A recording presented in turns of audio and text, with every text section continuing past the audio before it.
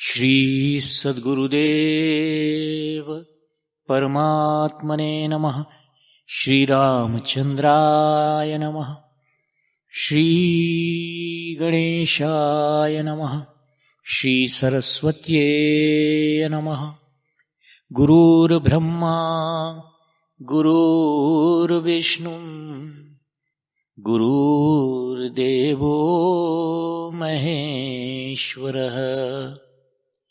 गुरुर्साक्षात्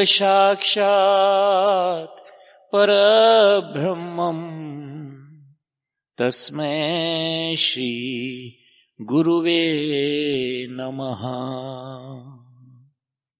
मामेकं शरणं व्रज, इस गीता के वाक्य पर, गीता में ही जो कुछ भी प्राप्त है उसको प्रवचनों द्वारा समझाया है महाराज श्री अखंडानंद सरस्वती जी ने। वही प्रवचन अब तक हम लोगों ने 4 सुन लिए। अब ये 5वां प्रवचन आप सुनिए। महाराज श्री कहते हैं, गीता सुगीता कर्तव्या। सब शास्त्रों का सार है गीता, सर्वशास्त्रमयी गीता। गीता केवल कर्तव्य शास्त्र, कर्म शास्त्र ही नहीं, गीता ब्रह्म विद्या भी है। इसलिए साधारण लोग जहां रचे पचे रहते हैं, वहां तक की ही बात यदि गीता कहें और तत्वदर्शी महात्माओं का जो अनुभव है उसका वर्णन न करे तो गीता सर्वधर्म शास्त्रमयी नहीं हो सकती। गीता सबके लिए अपने अपने धर्म के पालन की शिक्षा देती है। धर्म का सार लक्ष्य है, द अल्टीमेट गोल ऑफ धर्म इज, बाहर बिखरे हुए मन और इंद्रियों को इकट्ठा करके अपने आत्मा का, अपने स्वरूप का अनुभव करना। To self realise by withdrawing your mind and your senses from outside towards inward, towards your own self, to realize the Atman. Gita धर्म कर्म का जो उपदेश करती है वह अपने दिल को जगह जगह फेंकने के लिए नहीं, बल्कि फेंके हुए दिल को समेटकर ऐसे स्थान पर लाने के लिए कि जहां वह आत्म साक्षात्कार के योग्य हो जाए और आत्मा के वास्तविक स्वरूप ब्रह्म से एक हो जाए। Gita does not teach to spread your heart, to divide your heart, to scatter it around. It teaches you to gather it around. Gather the broken heart. Heart is divided between many desires, wants, many types of fears, many types of determinations and goals and everything else, which is the worldly affairs, and therefore to gather it back into yourself to realize the Brahman, हमारा वास्तविक स्वरूप, the real self, and that is what is Brahma, and be united with Brahma.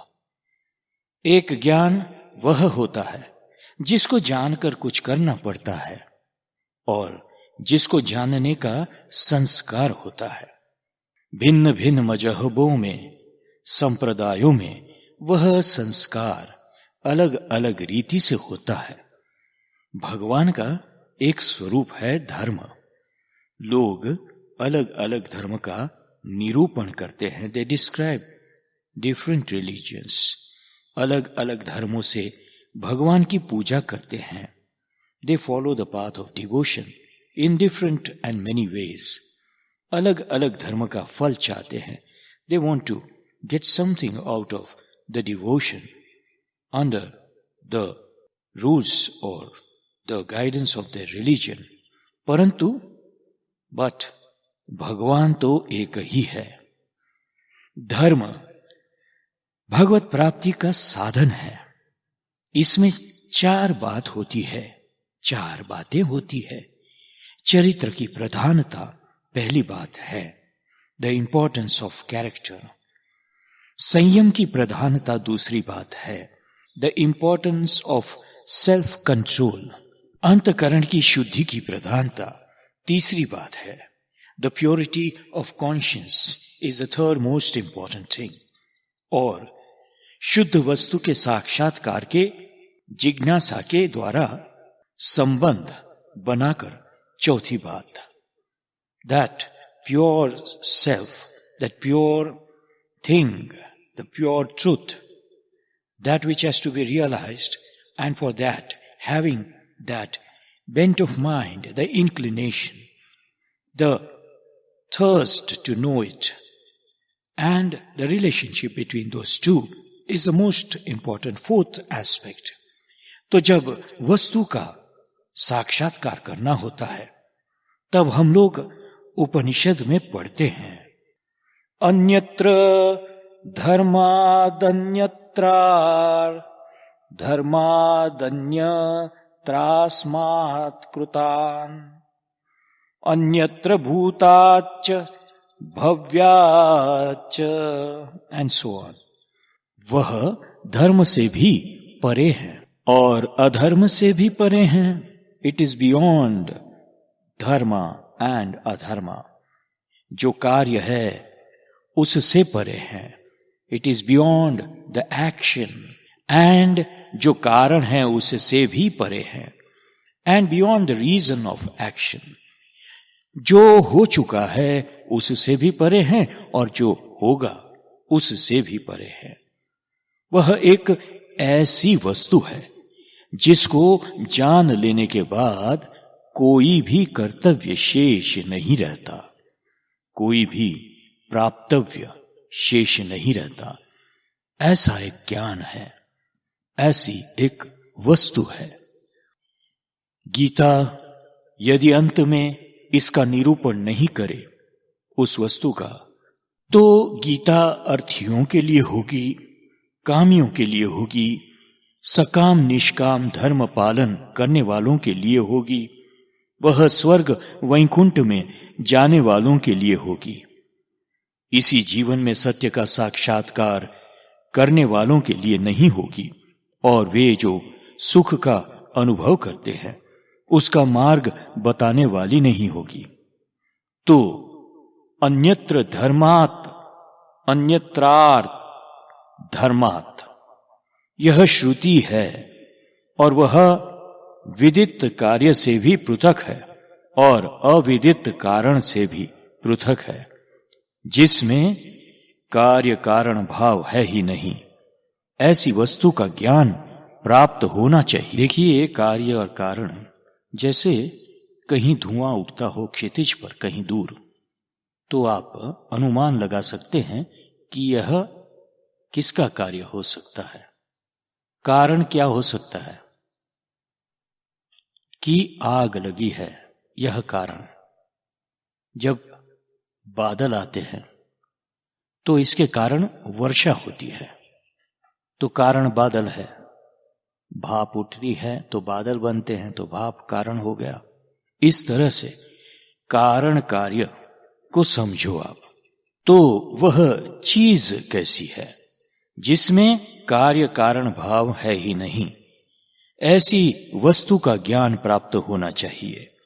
ठीक है, महाभारत में शांति पर्व में भीष्म पितामह कहते हैं, धर्म और अधर्म दोनों को छोड़ो, सत्य और असत्य दोनों को छोड़ो, और जिस बुद्धि से धर्म अधर्म और सत्य असत्य छोड़े जाते हैं उस बुद्धि को भी छोड़ो। सब कारणों को छोड़ो। वह बुद्धि कैसे छूटती है? तो बताया, परम तत्व का निश्चय हो जाने से। त्यज धर्मम असंकल्पात, संकल्प छोड़ दो, धर्म छूट जाएगा।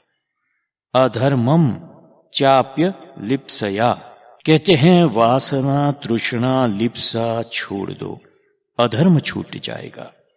बुद्धि से जब विचार करोगे कि सत्य दो नहीं हो सकते और असत्य की सत्ता भी नहीं हो सकती, तब सत्यासत्य का भेद छूट जाएगा और बुद्धि परम निश्चयात, परमात्मा अर्थात परमार्थ तत्व का निश्चय करके बुद्धि का भी परित्याग कर दो। व्याख्यान की शैली यह है कि पहले सरल सरल बात कही जाए, बीच में व्याख्यान को गंभीर बना दिया जाए और अंत में उसको इतना मधुर कर दिया जाए कि दूसरे दिन लोग फिर सुनने के लिए आए। पर आज हमने जो बात बीच में कहनी चाहिए थी वह पहले ही कह दी। यह जो बात मैं कर रहा हूं यह श्रुति शास्त्र सम्मत है और महात्माओं के अनुभव के अनुसार है। सिद्ध वस्तु का जैसा स्वरूप है उसी का यह संकेत है। सर्वधर्मान परित्यज्य मामेकं शरणं व्रज, अहं त्वा सर्वपापेभ्यो मोक्षयिष्यामि मा शुचः। अहं त्वा सर्वपापेभ्यो मोक्षयिष्यामि। यह भगवान की भगवान की आश्वासन वाणी है। This is the word of the God, reassuring words. खास करके हमारे श्रौत स्मृति धर्म में पाप की कल्पना बहुत अधिक है। यह देखने से पाप लगता है, ऐसे कहते हैं। यह छूने से पाप लगता है, यह सुनने से पाप लगता है, ऐसा विचार करने से भी पाप लगता है।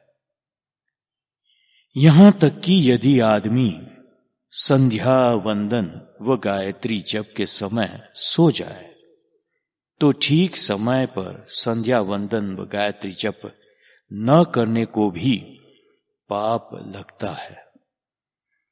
माने वैदिक संप्रदाय में पापों का इतना अधिक वर्णन है कि दूसरे मजहब वाले उंगली उठाते हैं कि यह क्या पाप पाप पाप भर रखा है। छूने में क्या पाप है, सुनने में क्या पाप है, देखने में क्या पाप है? तो इसका उत्तर यह है कि जिससे उसको करने से बचे। यह निषेध की एक पद्धति है, एक शैली है कि दिस इज नॉट अलाउड। परंतु यदि पाप हो ही जाए तो उनसे छूटने के ऐसे आसान तरीके हैं कि आपका पाप छूटते देर नहीं लगती, परंतु पाप छूट जाएगा। इस नियत से पाप नहीं करना चाहिए।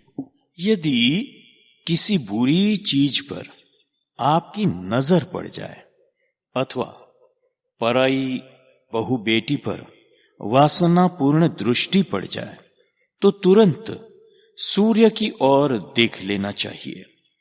इससे उसका पाप मिट जाता है। भगवान का नाम लेने से पाप छूट जाता है।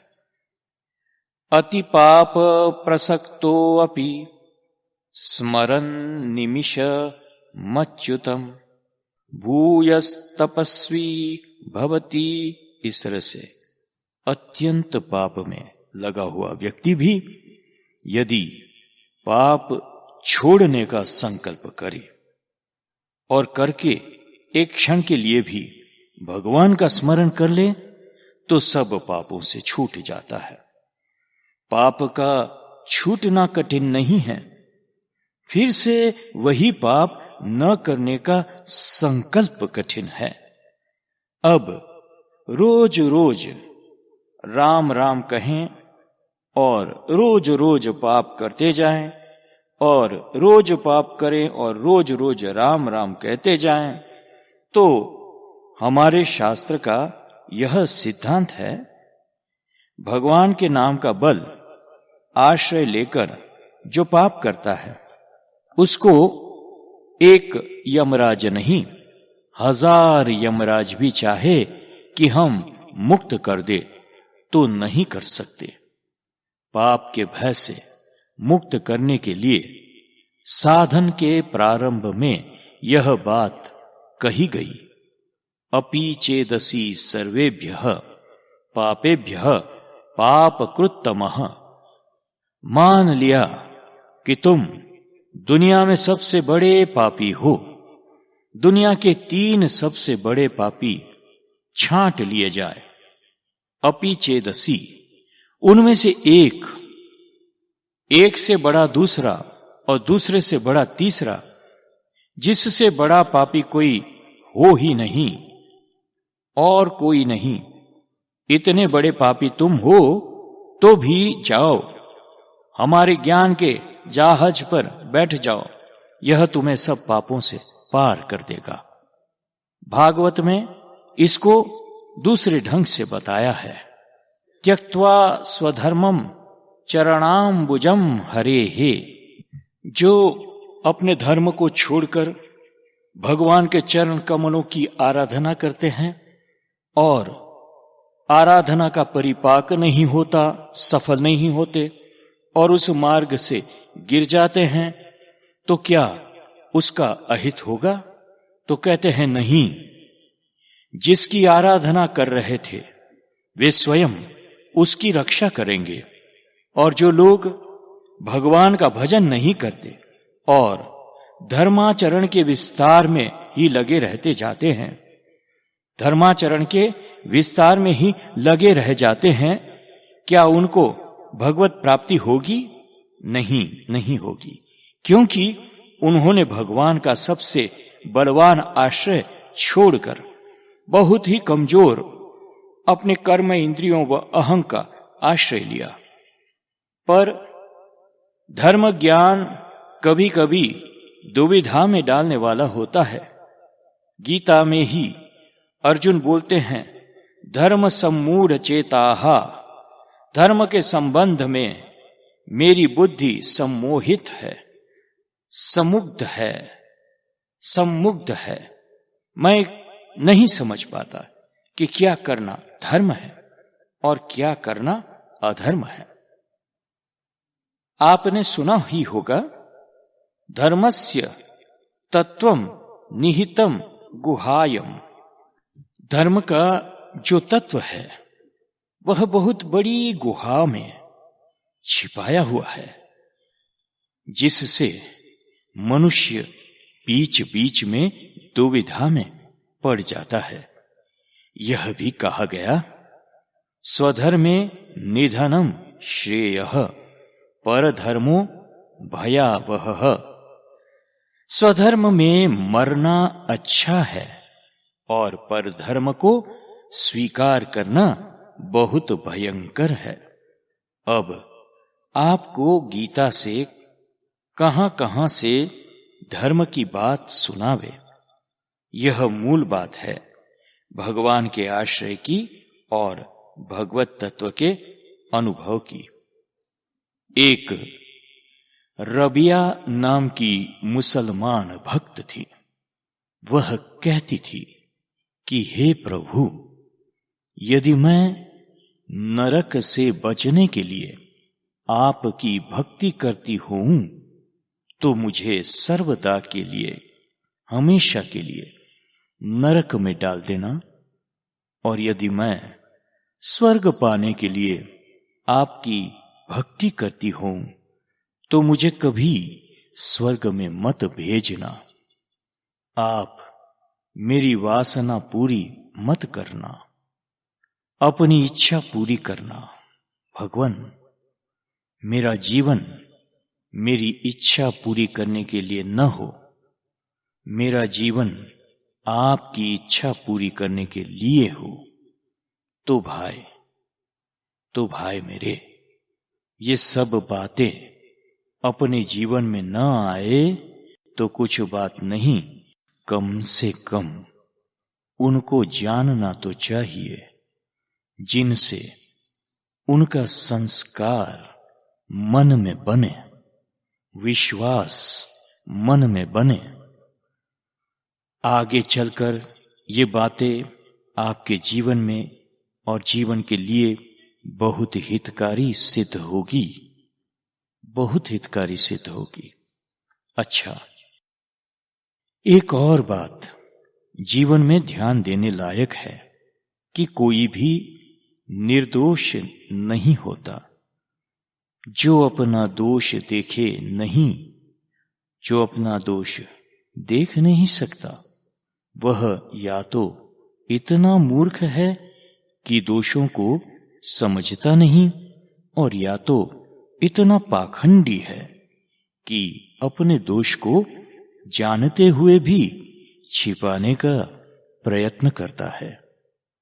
जितना भी स्थावर जंगम सृष्टि में पैदा हुआ है, सब में दोष है।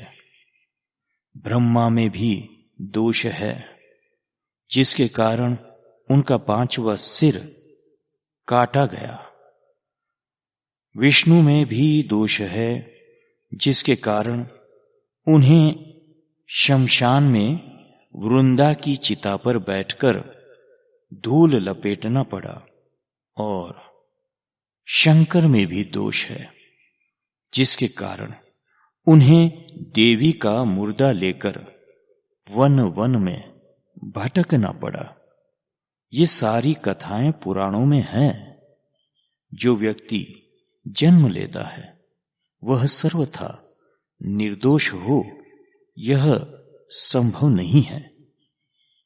थोड़ी सी माया सबके साथ लिपटती है, चाहे वह देवता हो कि दानव हो। वृंदा की दृष्टि से तो ईश्वर भी माया की उपाधि से ही ईश्वर होता है। यदि उसमें माया न हो तो ईश्वर का ईश्वरत्व नहीं रहेगा, सिर्फ केवल ब्रह्मत्व ही रहेगा, केवल ब्रह्मत्व ही रहेगा। इतना विस्तार से मैंने यह बात यूं कही कि पाप सब में रहता है और उसका डर भी सबको रहता है। इस डर से मुक्त करने वाला कोई चाहिए। श्री कृष्ण छाती ठोक कर बोलते हैं, छाती ठोक कर बोलते हैं, वह मैं हूं। अहम त्वा सर्व पापेभ्यो मोक्षयिष्यामि। मैं तुम्हें सब पापों से छुड़ा दूंगा। मोक्षयिष्यामि, मैं छुड़ाऊंगा और सारे पापों से छुड़ाऊंगा। क्या अब आपको मालूम पड़ता है कि मनुष्य के जीवन में ईश्वर की आवश्यकता क्या है? आपका जीवन सर्वथा निर्दोष नहीं हो सकता, अतः आपको अपने दोष का, पाप का फल, दुख भोगना ही पड़ेगा। यहां तक कि प्रायश्चित करने में भी पाप हो जाता है। पा धातु से प प्रत्यय होता है और उसका अर्थ होता है जिससे कोई रक्षा न कर सके, उसका नाम पाप। अवश्यमेव भोक्तव्यम, आपके पाप का फल अवश्य भोगना पड़ता है। यह संविधान है। ठीक है, संविधान तो है, पर संविधान के ऊपर भी कोई है कि नहीं? है, ईश्वर है। पर यदि आपको ईश्वर पर विश्वास नहीं है, आपके मन में ईश्वर के प्रति आस्था नहीं है, तो आप रोते ही रह जाएंगे, रोते ही रह जाएंगे, और आपको पाप से मुक्त करने वाला कोई नहीं होगा। आपके शरीर में जो मैल लगी है उसको धोने के लिए आप साबुन लगाइए, लेकिन साबुन को भी धोने के लिए पानी चाहिए। मैल लगना कार्य है और उसको छुड़ाने के लिए साबुन लगाना भी कार्य है, परंतु जल कार्य नहीं है। जल तत्व है, तत्व। गंदी चीज मिलने से जल ही मैला हो जाता है और साफ करने वाली चीज मिलने से जल ही स्वच्छ हो जाता है। लेकिन साबुन धोने के लिए शुद्ध जल की आवश्यकता होती है। साबुन को भी धोने के लिए शुद्ध जल की आवश्यकता होती है, नहीं तो वह साबुन ही आपके शरीर में मैल बनकर लगा रह जाएगा। आप स्वयं सोच सकते हैं कि आपके शरीर पर पाउडर लगे और उसे छुड़ाया न जाए, स्नो लगे और उसे छुड़ाया न जाए, होठों पर लिपस्टिक लगे और उसे छुड़ाया ना जाए, तो ये आपके शरीर को स्वच्छ बनाएंगे कि गंदा बनाएंगे? ये भी गंदगी का एक कारण बन जाएंगे। तो जैसे लौकिक गंदगी को दूर करने के लिए जल तत्व की आवश्यकता पड़ती है, माटी से माटी नहीं छूटती है, पानी से माटी छूटती है, वैसे ही अंतकरण रूप शरीर में लगी मैल को साफ करने के लिए हमें धर्म की आवश्यकता होती है। यह धर्म का रहस्य है। हमको पहले लोटा मांजना नहीं आता था। हमारे हाथ में मिट्टी लगी रहती और हम लोटे को धोने लगते। इससे लोटा साफ नहीं होता। तब हमारे पितामह ने हमें बताया कि पहले अपना हाथ धो लो और फिर लोटा धोवो। साफ हाथ से धोने से लोटा भी साफ हो जाएगा। हाथ मैले होंगे और लोटा साफ करने चलोगे तो लोटा साफ नहीं होगा। यही स्थिति समाज सुधारकों की है। अपना मन शुद्ध नहीं है और दूसरों को शुद्ध करने के लिए जाते हैं। इससे होता यह है कि या तो वे और अशुद्ध हो जाते हैं या उनको भी अशुद्ध करके लौटते हैं जिन्हें वे सुधारने जाते हैं। जब तक हमारा पोतना साफ नहीं होगा तब तक हम फर्श को, जमीन को या मेज को साफ नहीं कर सकते। धर्म एक संस्कार है। धर्म एक संस्कार है, एक ऐसा संस्कार जिससे हम अंतकरण, कॉन्शियस, अंतकरण रूप शरीर में लगी मैल को छुड़ा सकते हैं। और यदि कहो कि परमात्मा धर्म का कर्ता है, कारण है, फल है, भोक्ता है, तो परमात्मा को कृत्रिम बनाने की आवश्यकता नहीं है।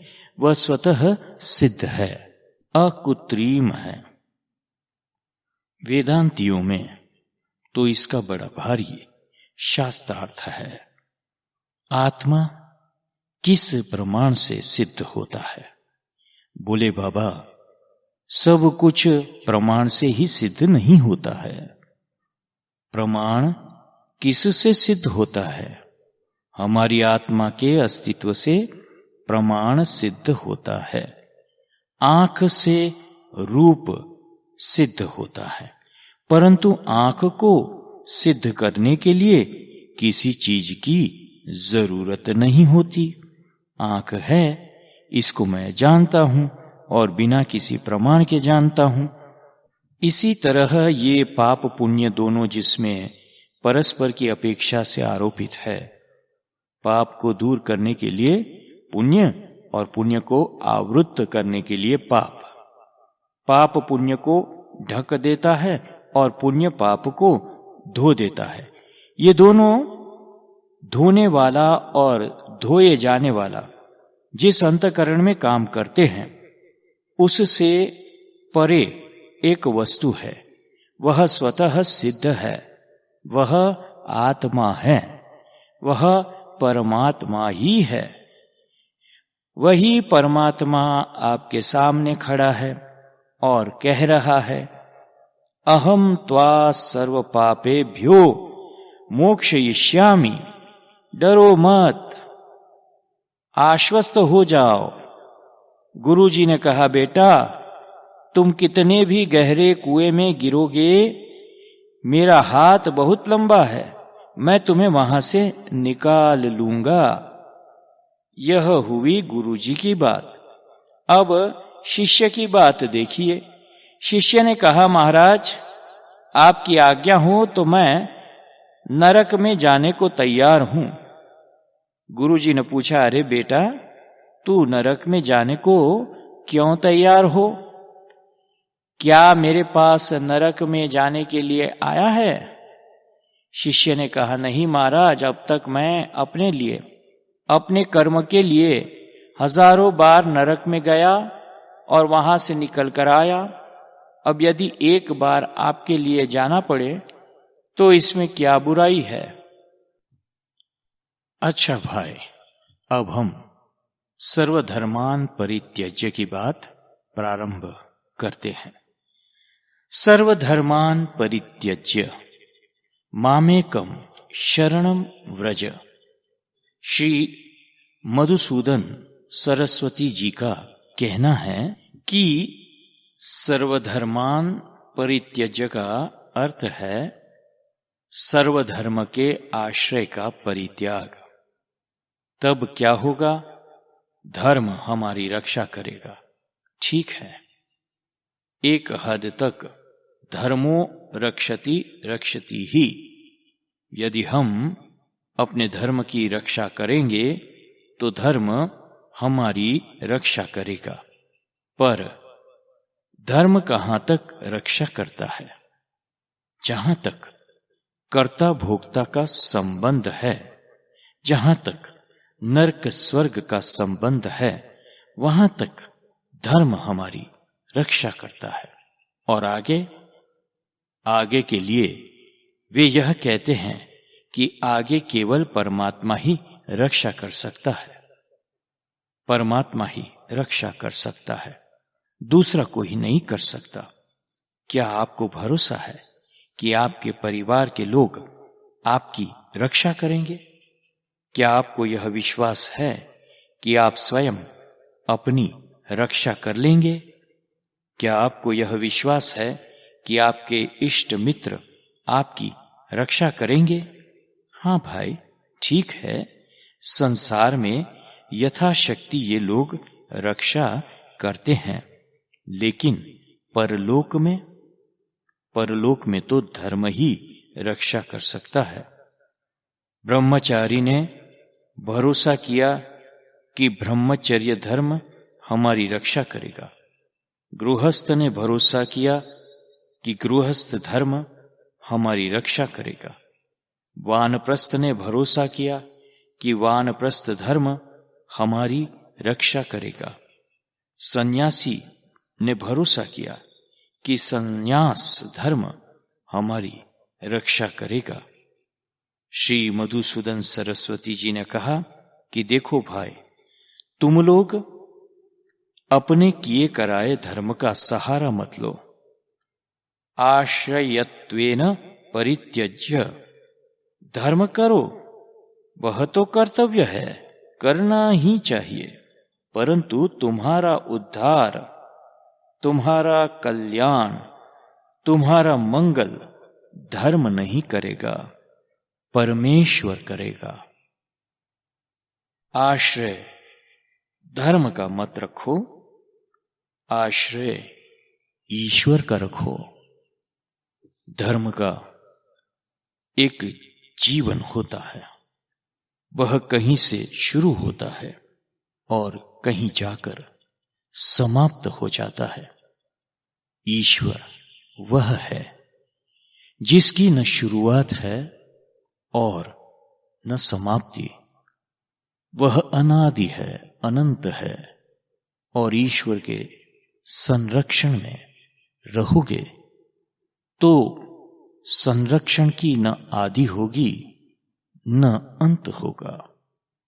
अनादि अनंत संरक्षण आपको मिलता रहेगा। जबकि धर्म का संरक्षण तभी तक रहेगा जब तक जितनी श्रद्धा से, जितने बल से, जितने विधि विधान से और जिस मात्रा में आपने धर्म किया होगा। असली रक्षक तो भगवान है।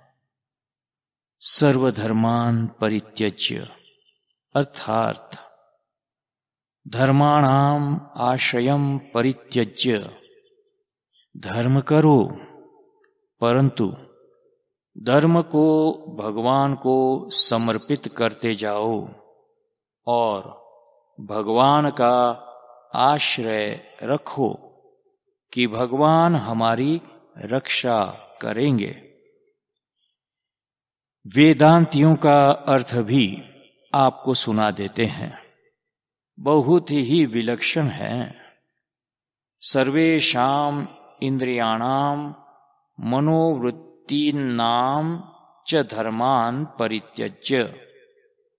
आंख देखती है, मैं नहीं। कान सुनते हैं, मैं नहीं। पांव चलते हैं, मैं नहीं। हाथ काम करते हैं, मैं नहीं। मन संकल्प करता है, मैं नहीं। बुद्धि विचार करती है, मैं नहीं। अंतकरण की सारी वृत्तियां सुषुप्ति और समाधि में लीन हो जाती है, मैं नहीं।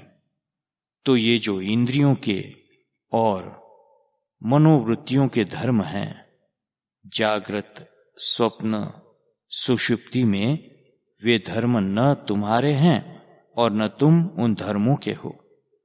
इस प्रकार उनका परित्याग करके यह विचार आधुनिक वेदांत का है। प्राचीन वेदांती इसका अर्थ दूसरे ढंग से करते हैं।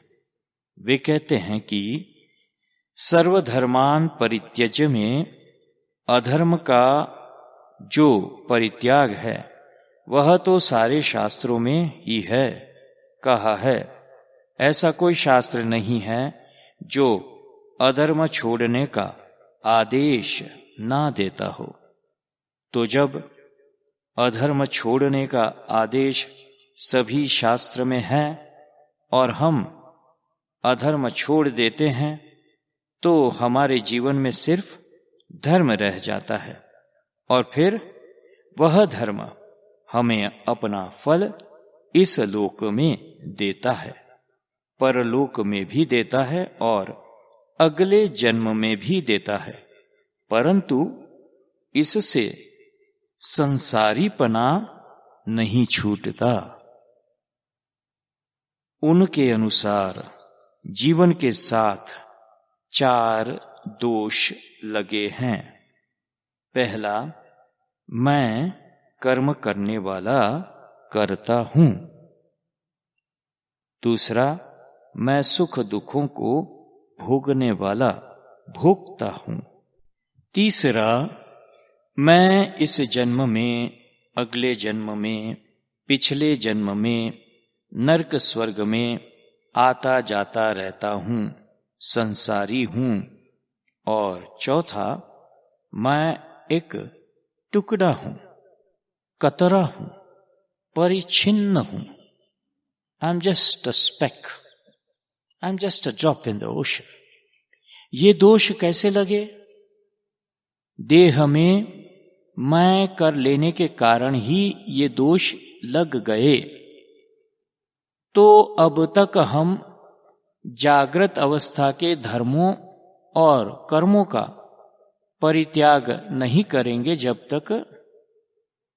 तक हम स्वप्नावस्था के धर्मों और कर्मों का परित्याग नहीं करेंगे, जब तक हम सुषुप्ति अवस्था के भोक्तापन का परित्याग नहीं करेंगे, तब तक स्वर्ग में, नरक में और पुनर्जन्म में आना जाना लगा रहेगा और हम एक टुकड़े के रूप में ही रहेंगे। तो शंकराचार्य जी महाराज ने कहा कि आप धर्माधर्म दोनों से मुक्त हो जाएं। अद्भुत लीला है, पर यह कोई गलत फहमी नहीं होनी चाहिए। यहां गलत फहमी यह है कि जब भगवान कहते हैं कि सारे धर्म छोड़ दो, तब उनका यह अभिप्राय नहीं कि धर्म छोड़कर अधर्म करो। उनका अभिप्राय यह है कि पहले अधर्म छोड़ दो और फिर धर्म छोड़कर धर्म और अधर्म से मुक्त जो आत्म तत्व है उसका साक्षात्कार करो। अब आपको धर्म की साधारण बात सुनाता हूं। धर्म दो तरह का होता है। एक वह जो हम करते हैं, पुण्य, यम, न्याय, कर्तव्य पालन आदि, और दूसरा वह धर्म जिसने हमको धारण कर रखा है।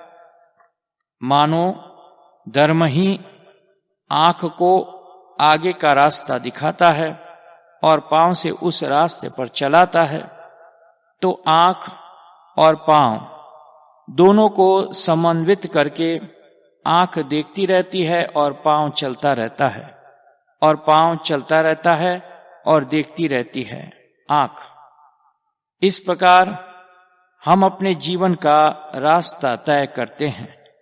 यह जो आंख और पांव का समन्वय है, कोऑर्डिनेशन है, अथवा यह जो वक्ष बहुत सुकोमल है, हमारी त्वचा इसे छूना चाहती है, यह जो फूल है हमारी नाक इसे सूंघना चाहती है और झट उसको उठाकर नाक से लगा लिया, तो यह जो हमारे चित्त में, हमारे जीवन में ज्ञान और कर्म का समन्वय है, इसको स्थापित करने वाला धर्म यह कारणात्मक धर्म है।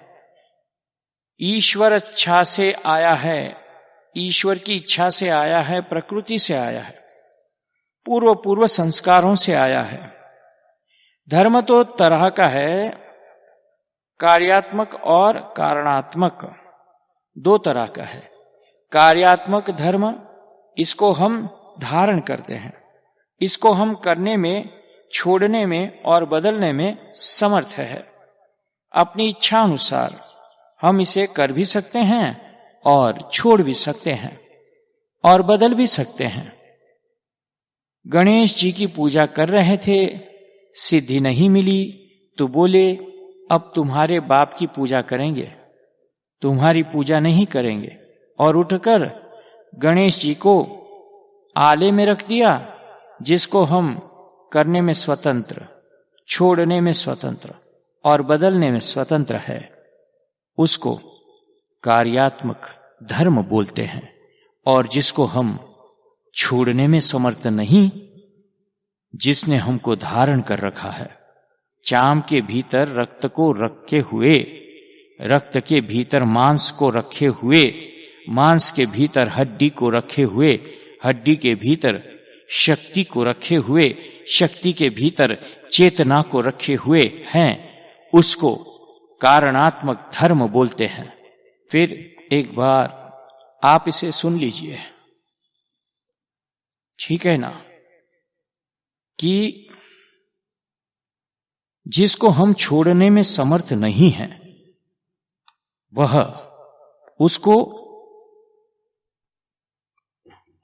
क्या कहते हैं, उस धर्म ने हमको धारण कर रखा है, जो है चाम के भीतर रक्त को रखे हुए हैं, रक्त के भीतर मांस को रखे हुए हैं, मांस के भीतर हड्डी को रखे हुए हैं, हड्डी के भीतर शक्ति को रखे हुए हैं, शक्ति के भीतर चेतना को रखे हुए हैं, उसको कारणात्मक धर्म बोलते हैं।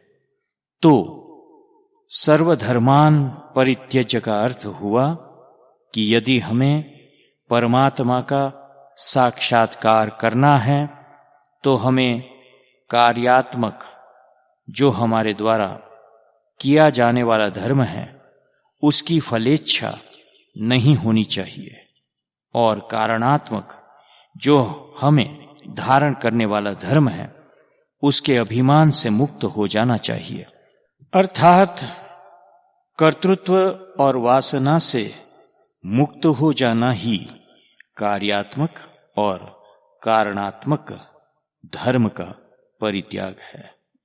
कर्तृत्व जो अहम से होता है, और जो कार्यात्मक धर्म जो भी करते हैं हम, वह वासना से प्रेरित, उससे भी मुक्त होना है। अब आप सर्वधर्म के परित्याग की बात पर ध्यान दें। क्या छोड़ा जा सकता है और क्या नहीं छोड़ा जा सकता है, और आप क्या छोड़ सकते हैं और क्या नहीं छोड़ सकते हैं। जो आप कर ही नहीं सकते, वह करने के लिए आपको कैसे कहा जाएगा। यह अशक्यानुष्ठान नामक दोष है।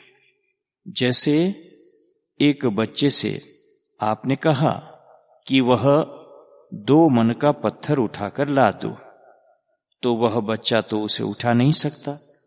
इसलिए यदि ऐसी आज्ञा बच्चे को दी जाएगी जिसका पालन वह नहीं कर सकता, तो आज्ञा पालन न करने का दोष बच्चे को नहीं लगेगा। वैसे ही जो चीज हम छोड़ नहीं सकते, उसको छोड़ने के लिए यदि हमें कहा जाएगा तो हम कैसे छोड़ सकेंगे उसको। यदि अपने से अन्य कोई वस्तु होती है तो उसका परित्याग किया जा सकता है, दूसरे को छोड़ा जा सकता है, अपने को नहीं छोड़ा जा सकता, आत्मा को नहीं छोड़ा जा सकता, अनात्मा को छोड़ा जा सकता है। और बाबा छोड़ने की तो भगवान ने ऐसी आदत दी है कि हमारे बाबा हमको गोद में लेकर तख्ते पर सोया करते थे। रात को जब वे सो जाते तब मैं उनके हाथ से छूट जाता और तख्ते पर से नीचे गिर पड़ता। इसका उनको पता ही नहीं चलता। नींद जब टूटती तब ढूंढते कहाँ गया, कहाँ गया। भगवान ने यह सुषुप्ति अवस्था गाढ़ निद्रा बनाई, इसमें हमें सब कुछ छोड़ना ही पड़ता है। साथ सोई हुई पत्नी का पता नहीं चलता, साथ सोए हुए बच्चे का ध्यान नहीं रहता। कभी कभी तो लोग सोए सोए में कपड़े जेवर भी उतार लेते हैं और आदमी को उसका पता नहीं चलता है। अर्थात सुषुप्ति दशा में त्याग का इतना सामर्थ्य है हम में कि माता नहीं रहती, पिता नहीं रहते और देवता नहीं रहते। लेकिन क्या उस समय आप अपने को छोड़ देते हैं? नहीं, वह आत्मा का स्वरूप है, वह आपका अनंत जीवन है, उसको आप छोड़ नहीं सकते। अब देखिए, शरण लेने वाली वस्तु कहाँ है? कहाँ शरण लेंगे? जिसको आप सुषुप्ति दशा में छोड़ सकते हैं, उसको तो छोड़ने का आप में सामर्थ्य है, और जिसमें आप सुषुप्ति स्थिति में होते हैं, उसे आप छोड़ नहीं सकते। वह छोड़ने की चीज नहीं है। जिसमें आप सुषुप्ति में स्थित होते हैं, उसे आप छोड़ नहीं सकते, वह छोड़ने की चीज नहीं है। तो मामेकम शरणम व्रज, भगवान को यदि ढूंढना है तो चलो भाई, उस सूक्ष्मतम अंतर्देश के प्रदेश में चलो, प्रवेश करो। क्यों कि भगवान को ढूंढना है। वह कौन सी वस्तु है जिसको तुम छोड़ सकते हो, और वह कौन सी वस्तु है जिसको तुम छोड़ नहीं सकते हो। अंतर्देश में प्रवेश करो, फिर वह कौन सी वस्तु है जिसको तुम छोड़ सकते हो, और वह कौन सी वस्तु है जिसको तुम छोड़ नहीं सकते हो। सर्वधर्मान परित्यज्य मामेकम शरणम व्रज। आज वेदांतियों का अर्थ सुना दिया, कल आपको सगुण साकार भगवान की शरणागति की बड़ी मीठी बात सुनाएंगे। तो आप श्रोता लोग मिस मत करना। यह जो है 6वां प्रवचन, जो कि इस प्रवचन माला का अंतिम प्रवचन है, और यह बड़ा मधुर है, तो सुनना मत भूलना। ओम शांति शांति शांति। हरि ओम तत्सत, हरि ओम तत्सत, हरि ओम तत्सत।